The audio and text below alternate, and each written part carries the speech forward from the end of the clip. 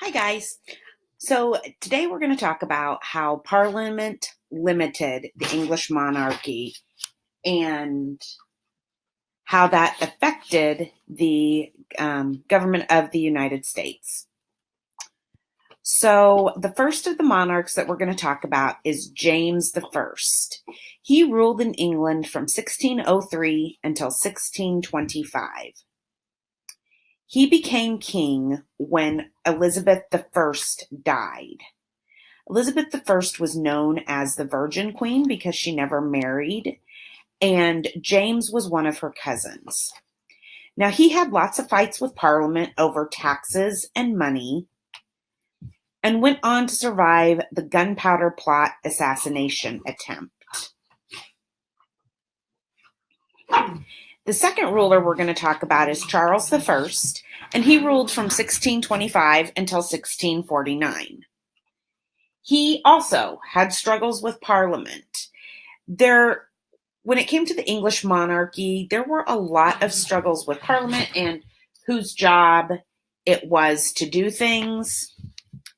He eventually was pressured into signing the Petition of Rights, which further limited the rights of the king, even more so than the Magna Carta did. He did eventually dissolve Parliament, which caused a civil war against the armies of Parliament. A civil war is when two parts of the same country fight with each other. And so it was the people who supported Parliament versus the people who supported Charles I. He was eventually executed for treason. And if you'll remember, treason is when someone commits crimes against their own country. So after Charles I, we have Oliver Cromwell. He ruled from 1649 until 1658. He was a Puritan army general,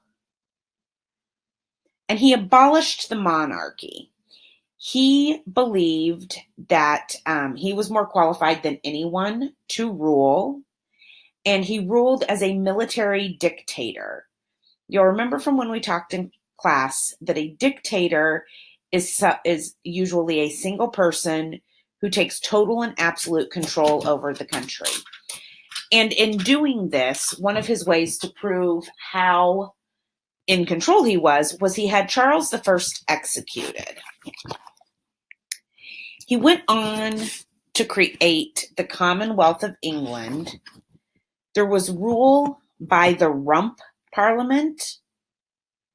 Given the fact that he was a Puritan army general, he reformed the nation's morals, and there was religious toleration for the first time in hundreds of years. People just were more accepting of different religions.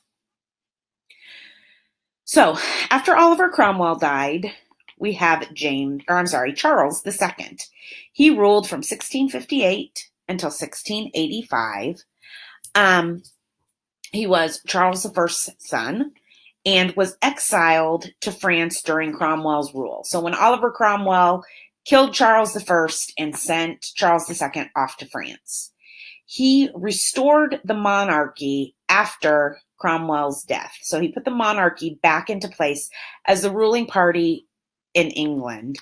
He dissolved Parliament over his brother as heir, and he saw the formation of the Whig and Tory parties. And this is one of the first times that we start to see the beginning of two different parties within politics. So we then have James II. He ruled from 1685 to 1688. He was the brother of Charles II. He was a Roman Catholic, which upset many of the Protestants in England. At the time, this is after what was known as the Protestant Reformation, and the Protestants were in primary control over England. Most of the citizens were Protestant. And James II comes in, and he's a Roman Catholic. He continues to have struggles with Parliament, and is eventually overthrown in what is called the Glorious Revolution. It was actually a very peaceful resolution. Finally, we see William and Mary, and they rule from 1688 to 1762. They are offered the throne by Parliament. Mary is James II's daughter, and they begin a constitutional monarchy, which is more of what we see nowadays in England. Constitutional, meaning that they have a constitution that they follow, but monarchy, meaning that there is a royal family who is, quote unquote, in power, and they share their power with the Parliament. So everyone has to agree on everything. And so that is how William and Mary ruled. That is the end of this video. Thank you for listening.